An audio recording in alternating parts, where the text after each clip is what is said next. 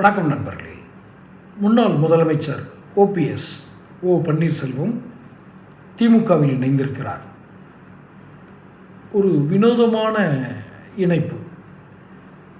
இதை ஒரே வரியில் சொல்லணும்னா என்னுடைய தலைப்பில் சொன்ன மாதிரி சரணடைந்த மானும் ஏமாந்த வேடனும். வேடனுக்கு மான் தான் குறி, மானுக்கு வேடனிடமிருந்து தப்பிப்பது தான் இலக்கு. ஆனால் இங்கு வினோதமான காட்சி அரங்கேறி இருக்கிறது. மானே வேடனிடம் சரணடைந்திருக்கிறது என்றால் வேடன் சுதாரித்திருக்க வேண்டும். எப்படி இந்த மான் நம்மகிட்ட வந்து சரணடைஞ்சது அப்படின்னு. ஆனால் இந்த வேடன் ஏமாந்திருக்கிறார். எப்படி ஏமாந்திருக்கிறார்? தேர்தலில் அவருக்கு தெரியும்.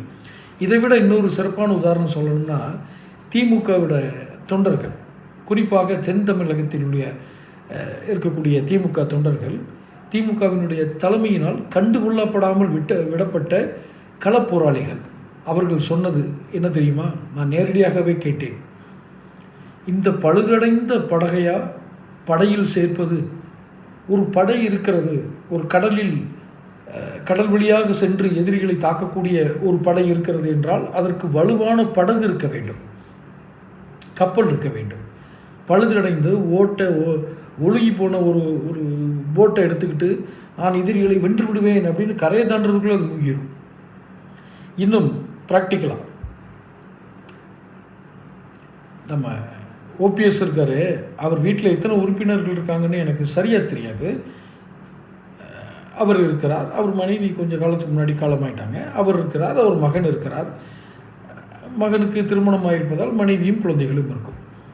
மிஞ்சி போனால் ஒரு 4 ஓட்டு இருக்குன்னு நினைக்கிறேன். இந்த 4 ஓட்டுக்காகவா வந்து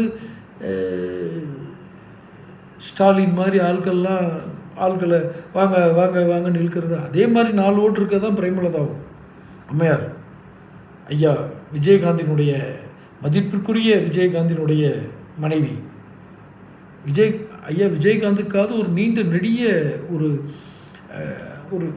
ஒரு குறிப்பிட்ட சினிமா வாழ்க்கை வரலாறு இருக்கிறது, பொது வாழ்க்கை வரலாறு இருக்கிறது. அதில் அவர் கண்ணியமாக நடந்திருக்கிறார், நிறைய தர்மம் செய்திருக்கிறார். ஆனால் பிரேமலதா அம்மையாருக்கு இந்த விஜயகாந்துங்கிற அடையாளத்தை தவிர வேறு ஒன்றும் இல்லை. இது மாதிரி சின்ன சின்ன அடையாளம் இருக்கவங்களெல்லாம் இவர் சேர்த்து என்னைக்கு கரையறன்னு தெரியல. கேட்டால் எங்ககிட்ட 15 பேர் கூட்டணியில் இருக்காங்கன்றாங்க. பூரா சோப்லாங்கி. இதில் தலைமை சோப்லாங்கியாக ஒரு பதவி, இந்த கூட்டணி தலைவருங்கிறது. தொடர்ந்து பேசுவோம். சேனல் சப்ஸ்கிரைப் பண்ணிக்கோங்க.